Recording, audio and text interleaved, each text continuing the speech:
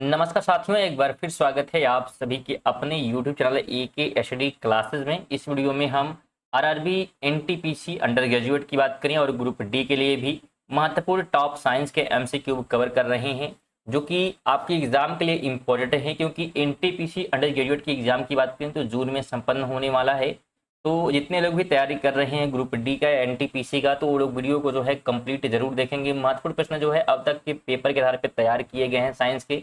और ये वीडियो जो है रेगुलर जो है रात 7 बजे आ रही है। थोड़ा सा टाइमिंग चेंज हुआ है, पहले 8 बजे आती थी, लेकिन अब 7 बजे क्या है, रेगुलर आपको वीडियो मिलने वाली है। तो वीडियो में आगे बढ़ने से पहले सभी से निवेदन रहेगा कि अगर आप पहली बार आए हैं और रेगुलर नोटिफिकेशन पाना चाहते हैं तो बिल्कुल आप चैनल से जुड़ सकते हैं, चैनल को सब्सक्राइब करके, जो कि बिल्कुल फ्री होता है। साथ में आप टेस्ट भी देते हुए चल सकते हैं और बिल्कुल प्रैक्टिस यहाँ पे कर सकते हैं कि हाँ बिल्कुल क्या प्रश्न जो है यहाँ पे हम सही कर पा रहे हैं। देखिए, पहला प्रश्न कह रहा है कि जब सूर्य का प्रकाश प्रिज्म से होकर गुजरता है तो सबसे अधिक विचलित होने वाला रंग कौन सा है? लाल है, पीला है, बैंगनी है, हरा है। तो जब प्रकाश की जो किरण होती है प्रिज्म से होकर गुजरती है तो जो बैंगनी रंग होता है उसका क्या होता है? तो सबसे अधिक जो है क्या होता है? तो यह जो है एक प्रकार से विचलित होता है। तो बिल्कुल आप ध्यान रखेंगे। साथ में ध्यान रखना, इसका झुकाव या विचलन की बात करेंगे, सबसे अधिक जो है बैंगनी का होता है, नीचे होता है। ठीक है, तो ये आप ध्यान रखें। अगला प्रश्न है कि प्रिज्म से सूर्य के प्रकाश के विक्षेपण के दौरान सबसे कम झुकने वाला रंग कौन सा है? तो सबसे कम जो झुकता है, तो सबसे कम की हम लोग बात करेंगे तो लाल यहाँ पे क्या हो जाएगा? तो राइट हो जाएगा। लाल रंग में जो है विचलन कोण सबसे कम होता है और इसीलिए सबसे कम जो है झुकता है। आगे बात करेंगे तो सूर्य के प्रकाश को पृथ्वी तक पहुंचने में लगभग कितना समय लगता है? ठीक है, तो यहाँ पे सेकंड में जो है दिए गए हैं कि सूर्य की प्रकाश से पृथ्वी तक पहुंचने में कितना समय लगता है? तो 500 सेकंड का जो है समय लगता है। तो बिल्कुल आप ध्यान रखेंगे। आगे बात करें तो इंद्रधनुष का बनना विज्ञान की किस घटना का उदाहरण है? परावर्तन है, विक्षेपण है, विवर्तन है और केवल अपवर्तन है। तो इंद्रधनुष का जो बनना है यह जो है विक्षेपण को जो है क्या करता है? तो घटना को दिखाता है। बिल्कुल ध्यान रखेंगे। चलिए आगे हम लोग बात करेंगे तो इंद्रधनुष के बनने में निम्नलिखित में से कौन सी घटनाएं शामिल होती हैं? तो इंद्रधनुष के बनने में हम लोग बात करेंगे तो अपवर्तन, पूर्ण आंतरिक परिवर्तन, विक्षेपण, ये सभी घटनाएं क्या करती हैं? तो एक साथ जो है मिलकर काम करती हैं। आगे बात करेंगे तो पारंपरिक विद्युत धारा की दिशा क्या होती है? पारंपरिक विद्युत धारा की दिशा जो है पूछी जा रही है। तो धनात्मक से ऋणात्मक जो है टर्मिनल की ओर क्या होती है? तो इसकी जो है धारा देखने को मिलती है। आगे बात करेंगे तो विद्युत धारा के प्रवाह को मापने के लिए किस यंत्र का उपयोग किया जाता है? तो विद्युत धारा को अगर हमको मापना है, मेजर करना है, तो इसके लिए जो है एमीटर का उपयोग किया जाएगा। किसका? तो एमीटर का प्रयोग जो है होता है धारा को मेजर करने के लिए, करंट को मेजर करने के लिए। अगला प्रश्न कहता है कि विद्युत धारा की दिशा का पता लगाने के लिए किसका उपयोग किया जाएगा? अच्छा, यहाँ पे पीछे हमसे पूछा गया था कि धारा का पता लगा रहे हैं और यहाँ पे धारा की दिशा की बात हो रही है। तो इसके लिए जो है गैल्वेनोमीटर का उपयोग होता है। किसका? तो गैल्वेनोमीटर का उपयोग जो है किया जाता है दिशा को मेजर करने के लिए। आगे बात करेंगे तो जब करंट प्रवाहित होता है तो कौन से क्षेत्र उत्पन्न होते हैं? जब करंट क्या होता है? प्रवाहित होता है तो कौन सा जो है क्षेत्र उत्पन्न होता है? तो उत्पन्न होता है चुंबकीय और विद्युत क्षेत्र दोनों उत्पन्न होते हैं। तो ऑप्शन नंबर सी इसका राइट हो जाएगा। आगे बात करते हैं अगले प्रश्न की। तो मानव मस्तिष्क की इकाई किसे कहा जाता है? यूनिट ऑफ ब्रेन की बात करेंगे, मानव मस्तिष्क की इकाई की बात करेंगे तो यह जो है न्यूरॉन को कहा जाता है। ऑप्शन नंबर 20 का राइट हो जाएगा। आगे है कि मानव शरीर की सबसे लंबी कोशिका कौन सी है? ठीक है, मानव शरीर की सबसे जो है लंबी कोशिका जो है पूछी जा रही है। तो मानव शरीर की सबसे लंबी कोशिका न्यूरॉन ही है। बिल्कुल ध्यान रखेंगे, सी राइट हो जाएगा। ध्यान रखना है, अगर बात करें तो न्यूरॉन जो है मानव शरीर की सबसे लंबी कोशिका है, जिसकी लंबाई 90 से लेके जो है 100 सेंटीमीटर तक क्या है हो सकती है। तो ये फैक्ट भी ध्यान रखेंगे। आगे बात करेंगे तो न्यूरॉन के किस भाग में पहला विद्युत आवेश उत्पन्न होता है? न्यूरॉन के किस भाग में जो है पहला विद्युत आवेग जो है उत्पन्न होता है? तो ये उत्पन्न होता है डेंड्रॉइड्स में। किसमें? तो डेंड्रॉइड्स में। ऑप्शन नंबर बी राइट हो जाएगा। अगला प्रश्न है कि दो न्यूरॉन्स के बीच के खाली स्थान या गैप को क्या कहा जाता है। दो न्यूरॉन्स है, उनके बीच के गैप को या खाली जगह को जो क्या कहते हैं, तो सीनेप्स कहा जाता है। क्या कहते हैं? सीनेप्स। ऑप्शन नंबर बी इसका राइट हो जाएगा। नेक्स्ट हमारा क्वेश्चन कहता है कोशिकाओं के संबंध में कौन सा कथन गलत है। किसके बारे में पूछा है? तो कोशिकाओं के बारे में। और कोशिकाओं के बारे में क्या यहाँ पे गलत है, यह जो है पूछा जा रहा है। तो राइट ऑप्शन जो है ये यहाँ पे हो जाएगा कि सभी कोशिकाओं का आकार एक जैसा होता है। ये क्या है? गलत है। बाकी बात करें तो कोशिकाएं जीवन की इकाई हैं, बिल्कुल ये ठीक है। अलग अलग अंगों की कोशिकाएं अलग अलग होती हैं, ये भी ठीक है। और कोशिकाओं के समूह को उत्तक कहते हैं, तो ये भी ठीक है। तो जो ठीक है उसको भी आप ध्यान रखेंगे। हाँ, ये सब क्या है? सही है, सिवाय पहले के कि पहला क्या है? गलत है कोशिका के बारे में। आगे बात कर लेते हैं। तो प्लाज्मा झिल्ली और केंद्रक झिल्ली के बीच पाए जाने वाले तरल पदार्थ को क्या कहते हैं? प्लाज्मा झिल्ली और केंद्रक झिल्ली के बीच जो है पाए जाने वाले तरल जो है पदार्थ की बात यहाँ पे हो रही है। तो साइटोप्लाज्म कहते हैं। क्या कहते हैं? साइटोप्लाज्म। ऑप्शन नंबर बी हो जाएगा, बिल्कुल ध्यान रखना है। कोशिका झिल्ली और न्यूक्लियर मेम्ब्रेन के बीच जो है तरल साइटोप्लाज्म या कोशिका द्रव जो है, बिल्कुल इसे कहते हैं। तो कोशिका द्रव भी कहा जाता है, तो बिल्कुल आपको जो है कंफ्यूज नहीं होना है, ठीक है। कोशिका जो है द्रव भी इसे कहा जाता है। आगे बात करेंगे तो कोशिका को सबसे पहले किसने खोजा था। कोशिका की बात करेंगे, सबसे पहले जो खोजने का श्रेय है ये किसे जो है दिया जाता है, तो रॉबर्ट हुक को दिया जाता है। ऑप्शन नंबर बी राइट हो जाएगा, जो कि कोशिका के खोज करता है। नेक्स्ट क्वेश्चन है कि जीवित कोशिका को सबसे पहले किसने देखा था। जीवित कोशिका को सबसे पहले जो है किसने देखा, तो ये देखने का काम जो है ल्यूवेन हॉक द्वारा किया गया था। ऑप्शन नंबर बी राइट होगा। इन्होंने जो है सरल जो है सूक्ष्मदर्शी के माध्यम से सबसे पहले जो है जीवित कोशिका को देखा था। नेक्स्ट क्वेश्चन की बात करेंगे तो पवन चक्की के ब्लेड किस ऊर्जा के कारण घूमते हैं। प्रकाश ऊर्जा है, पवन की गति ऊर्जा है, तापीय ऊर्जा है और रासायनिक ऊर्जा है। तो अगर हम पवन चक्कियों की बात करें, विंड मिल की बात करें, तो यह जो है क्यों घूमते हैं, तो बिल्कुल पवन की जो है गति की वजह से, यानी कि काइनेटिक एनर्जी की वजह से। ऑप्शन नंबर बी इसका राइट हो जाएगा। नेक्स्ट क्वेश्चन कहता है कि रासायनिक ऊर्जा को विद्युत ऊर्जा में बदलने वाले यंत्र का नाम क्या है। रासायनिक ऊर्जा को विद्युत ऊर्जा में बदलने वाले यंत्र का जो है नाम यहाँ पे पूछा जा रहा है, तो उसका नाम है बैटरी। क्या नाम है? बैटरी, जो कि करता क्या है, तो विद्युत ऊर्जा को जो है रासायनिक ऊर्जा को जो है विद्युत में कन्वर्ट करता है। नेक्स्ट क्वेश्चन की बात करेंगे, प्रकाश ऊर्जा को विद्युत ऊर्जा में बदलने वाला यंत्र कौन सा है। प्रकाश ऊर्जा को किस में कन्वर्ट कर रहा है, तो विद्युत ऊर्जा में। तो बैटरी है, डायनेमो है, सोलर पैनल है और विद्युत बल्ब है। तो राइट ऑप्शन बिल्कुल सोलर पैनल ही होगा, जो कि सौर ऊर्जा को, प्रकाश ऊर्जा को विद्युत में क्या करता है, तो कन्वर्ट करता है। आगे बात करेंगे तो मानव शरीर में ग्रोथ हार्मोन कौन सी ग्रंथि जारी करती है। मानव शरीर में ग्रोथ हार्मोन जो है कौन सी ग्रंथि जो है स्रावित करती है, तो पीयूष ग्रंथि क्या करती है, स्रावित करती है। ऑप्शन नंबर बी राइट हो जाएगा। चलिए आगे बात करेंगे तो किस ग्रंथि को प्यूटरी ग्रंथि का मास्टर या आदेश देने वाली ग्रंथि कहा जाता है। किस ग्रंथि को प्यूटरी ग्रंथि का मास्टर या आदेश देने वाली ग्रंथि कहते हैं, तो यह जो है कहा जाता है कि हाइपोथैलेमस को। ऑप्शन नंबर बी हो जाएगा। हाइपोथैलेमस जो है प्यूटरी ग्रंथि को हार्मोन रिलीज करने के लिए आदेश देता है। नेक्स्ट की बात करते हैं तो किस ग्रंथि का आकार तितली या अंग्रेजी अक्षर एच के समान होता है। किसका आकार होता है, बिल्कुल तितली के समान होता है या अंग्रेजी अक्षर एच के जो है समान होता है। किस ग्रंथि का आकार होता है, तो थायराइड ग्रंथि का। ऑप्शन नंबर 20 का राइट हो जाएगा। और ये ध्यान रखेंगे थायराइड ग्रंथि होती कहाँ पे है, तो गले में होती है, तो जगह भी आप ध्यान रखेंगे, गले में ये पाई जाती है। नेक्स्ट क्वेश्चन है कि घेंघा रोग किस ग्रंथि की समस्या के कारण होता है। तो घेंघा जो है होने का रीजन जो है पूछा जा रहा है, थायराइड है, पैराथायराइड है, पीयूष है या आग्नाशय है।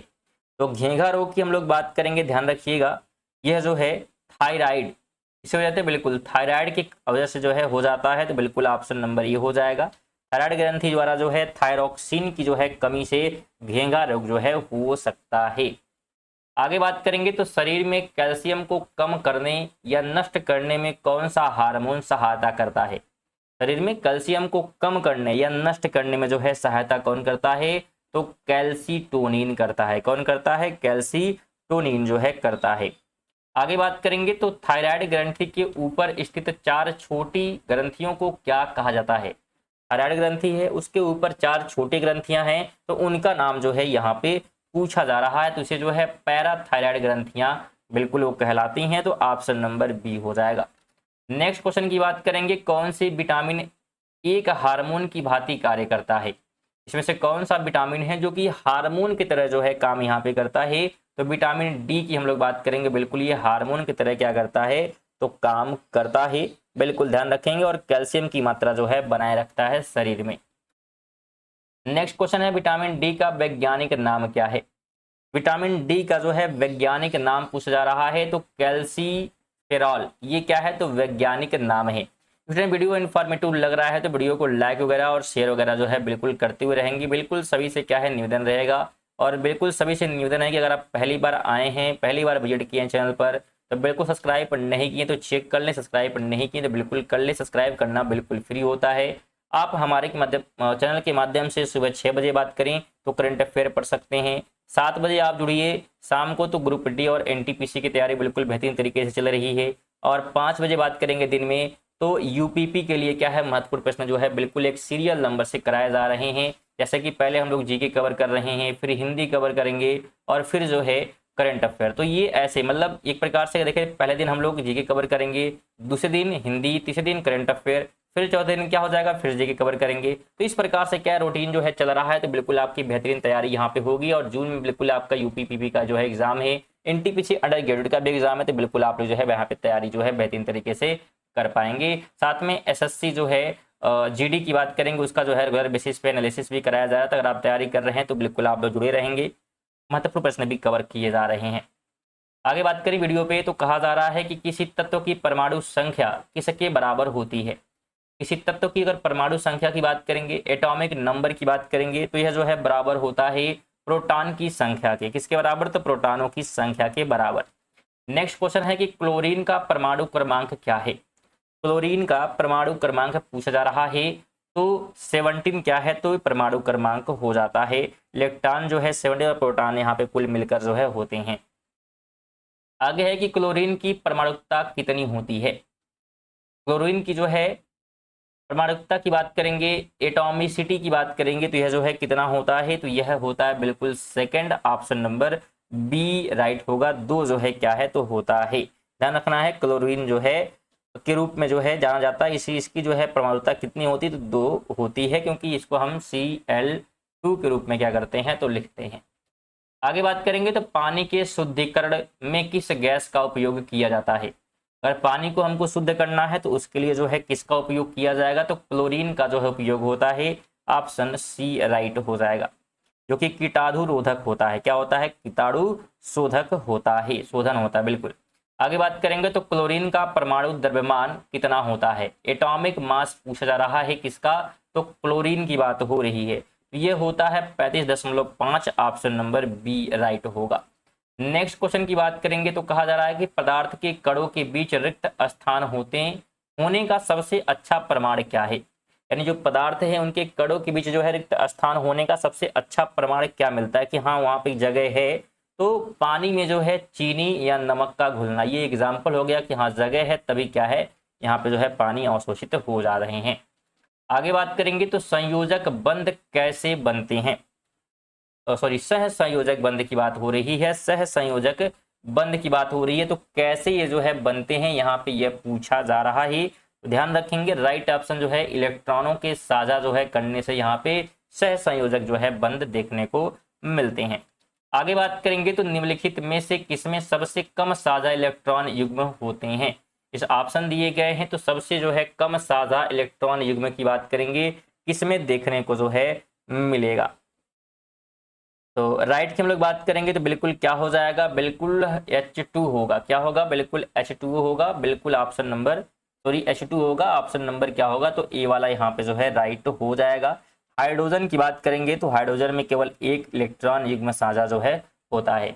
नेक्स्ट क्वेश्चन है कि ऑक्सीजन अणु में कौन सा बंध पाया जाता है।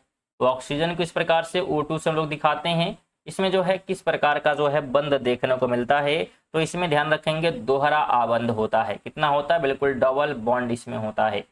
नेक्स्ट क्वेश्चन है कि खुरदरी जो है अंतः प्रद्रवी जालिका की सतह पर क्या पाया जाता है। खुरदरी अंतः प्रद्रवी जो है जालिका की सतह पर क्या जो है मिलता है। तो इस पे जो है राइबोसोम देखने को मिलते हैं। ऑप्शन नंबर बी होगा, बिल्कुल उपस्थित होते हैं। और इसी उपस्थिति की वजह से क्या है, तो इसे रफ या खुरदरा कहा जाता है। आगे बात करेंगे प्रोटीन का संश्लेषण कोशिका के किस भाग में होता है। प्रोटीन का संश्लेषण जो है कहाँ पे होता है, तो यह होता है RER यानी कि खुरदरी ER में। ऑप्शन नंबर बी इसका राइट हो जाएगा। राइबोसोम युक्त जो है RER जो है प्रोटीन संश्लेषण का कार्य करता है। आगे बात करेंगे चिकनी जो है अंतःप्रद्रवी जालिका किसका जो है विश्लेषण करती है। तो यह जो है विश्लेषण करती है वसा या लिपिड्स का। ऑप्शन नंबर बी राइट हो जाएगा। नेक्स्ट क्वेश्चन है कि कॉन्सर्ट हॉल या सिनेमा हॉल की छतें घुमावदार क्यों बनाई जाती है। कॉन्सर्ट हॉल में आप जाएंगे या सिनेमा हॉल में जाएंगे तो छतें जो है घुमावदार होती हैं। इसका रीजन क्या है, रीजन क्या है कि क्यों घुमावदार होती हैं। तो इसका रीजन हो जाता है कि ध्वनि के जो है परावर्तन को समान रूप से जो है फैलाने के लिए जो है ऐसा किया जाता है। आगे बात करेंगे तो एक वृत्ताकार पथ पर एक पूरा चक्कर लगाने के बाद विस्थापन क्या होगा। अगर एक वृत्ताकार पथ है उस पर अगर हम पूरा एक चक्कर लगा लिए हैं तो विस्थापन की बात करेंगे तो शून्य हो जाएगा। ठीक है, क्यों, क्योंकि अगर हम बात करें एक वृत्ताकार है, अगर हम यहाँ से चलना स्टार्ट किए और फिर यहीं पे ऐसे घूम कर आ गए तो कोई जो है विस्थापन नहीं हुआ है। ठीक है, जबकि ध्यान रखेंगे जब प्रारंभिक और अंतिम स्थिति एक ही हो तो विस्थापन शून्य हो जाता है। आगे बात करेंगे तो लैंगिक प्रजनन को परिणाम स्वरूप संतति में क्या अधिक होता है। बात हो रही है लैंगिक जो है प्रजनन की बात करेंगे, सेक्सुअल जो है रिप्रोडक्शन के परिणाम स्वरूप संतति में क्या अधिक होता है। तो इसमें जो है अधिक देखने को मिलेंगे विभिन्नताएं। क्या होगी, विभिन्नताएं जो है वेरिएशन जो है देखने को मिलेगा। आगे बात करेंगे जीन के अध्ययन को क्या कहा जाता है। जीन के अध्ययन को, तो जीन के अध्ययन को जेनेटिक्स कहते हैं। क्या कहते हैं, जेनेटिक्स कहा जाता है। आगे बात करेंगे तो डीएनए और डीएनए से डीएनए का बनना या कॉपी होना क्या कहलाता है। तो डीएनए से डीएनए बनने की प्रक्रिया को जो है रेप्लिकेशन कहते हैं। क्या कहते हैं, रेप्लिकेशन कहते हैं, हुबहू कॉपी करने की प्रक्रिया को। आगे बात करेंगे ओहम का नियम किस स्थिति में मान्य रहता है। बिल्कुल ओम का जो है नियम यहाँ पे बोला है, ओम्स लॉ की बात करेंगे तो यह जो है इस स्थिति में जो है मान्य रहता है। तो ये जो है मान्य रहेगा कि जब तापमान स्थिर रहता है, तब कांस्टेंट रहता है, तब जो है ये मान्य रहेगा। आगे कहा जा रहा है कि कैल्शियम हाइड्रोक्साइड हवा में किसके साथ प्रक्रिया करके सफेद परत बनाता है। तो कैल्शियम हाइड्रोक्साइड की बात करेंगे तो हवा में जो है ये प्रक्रिया किसके साथ करता है। तो यह जो है बिल्कुल बताइए किसके साथ करेगा, तो ये करेगा कार्बन डाइऑक्साइड के साथ। ऑप्शन नंबर बी राइट हो जाएगा बिल्कुल। और कैल्शियम कार्बोनेट क्या करेगा, तो बनाएगा जो कि सफेदी में जो है चमक लाता है। साथ में कैल्शियम हाइड्रोक्साइड का सूत्र भी आप ध्यान रखेंगे CaOH2 बिल्कुल, क्योंकि प्रश्न यहाँ से भी बन सकता है। आगे बात करेंगे तो सफेदी करने के बाद चमक किसके बनने के कारण होता है। तो अगर सफेदी कर दी गई है और चमक की बात अगर हम करेंगे तो यह जो है होता है किस वजह से, ये होता है कैल्शियम कार्बोनेट की वजह से। ऑप्शन नंबर बी इसका राइट हो जाएगा। नेक्स्ट क्वेश्चन की बात करेंगे विभवांतर V और धारा I के बीच संबंध दर्शाने वाला सूत्र क्या है। जो विभवांतर V और I के बीच को जो है संबंध को दर्शाता है तो V = IR हो जाएगा। बिल्कुल बी ऑप्शन आप ध्यान रखेंगे। ठीक है, यहाँ पे ध्यान रखना है कि ओम के नियम अनुसार जो है वोल्टेज, करंट और रेजिस्टेंस का संबंध जो है इस प्रकार से है कि वोल्ट इक्वल जो है करंट और फिर रेजिस्टेंस जो है मल्टीप्लाई में रहता है। आगे बात करेंगे तो कह रहा है मानव शरीर में कुल कितने गुणसूत्र पाए जाते हैं। मानव शरीर में कुल कितने जो है गुणसूत्र होते हैं, 23, 46, 48 या 50। तो इस क्वेश्चन का आंसर आप सभी लोग क्या करेंगे, कमेंट बॉक्स में बताएंगे। साथ में वीडियो आप यहाँ तक देखें तो वीडियो पसंद आई होगी तो लाइक करके जाएंगे, शेयर करके जाएंगे, विशेष रूप से सभी थे एक शेयर का निवेदन रहेगा। और सब्सक्राइब अगर आप नहीं किए तो बिल्कुल वापस निवेदन है सब्सक्राइब जरूर कर लें चेक करके, जिससे कि बाद में आप वीडियो ढूंढेंगे तो मिलेगा नहीं, तो इससे सब्सक्राइब कर लेंगे तो नोटिफिकेशन आपको रेगुलर बेसिस पे मिलती रहेगी। रोज जो है 7 बजे वीडियो आने वाली है। और बात करें पीडीएफ की, अगर आप पीडीएफ आप इसका रिवीजन के लिए प्राप्त करना चाहते हैं तो पीडीएफ भी ले सकते हैं टेलीग्राम के माध्यम से। टेलीग्राम से अगर आप नहीं जुड़े हैं तो इसका लिंक आपको डिस्क्रिप्शन में देखने को मिल जाएगा, जिस पर आप क्लिक करके टेलीग्राम को ज्वाइन कर सकते हैं और इसका पीडीएफ प्राप्त कर सकते हैं। चलिए इसी के साथ मिलते हैं अगली वीडियो में, तब तक के लिए जय हिंद, वंदे मातरम।